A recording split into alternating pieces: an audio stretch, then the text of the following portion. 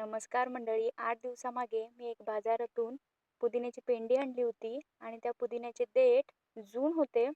जून असल्यामुळे मी काय केलं, आमच्या घरासमोर एक जागा आहे, तिथे लॉन लावलं आहे मी तिथे.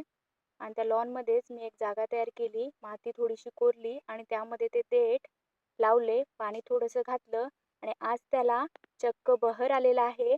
तर बघूया चला आपण पुदिन्याचा बहर. हे बघा मंडळी, मी लावलेला पुदिना.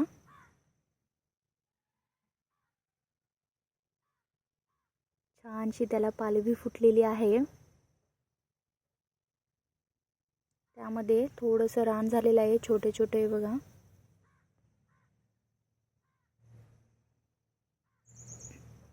तर ते आता मी काढणार आहे आणि त्याला पाणी घालणार आहे.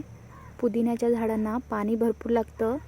जर पाणी तुम्ही वेळेत नाही घातलं तर ती झाडं वाळू शकतात.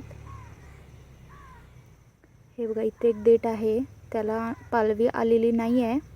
तर मी तुम्हाला दाखवते काढून त्याला मुळं सुटलेत की नाही. हे बघा, एक छोटंसं मुळ आहे इथं, पण ते जगलेलं नाही आहे. हे बघा, हे अशी दांडे असतात, देठ असतात, ते आपण फक्त असे मातीमध्ये रोवायचे.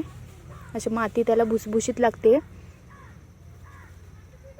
तर या प्रकारे तुम्ही बुट्टीमध्ये सुद्धा लावू शकता.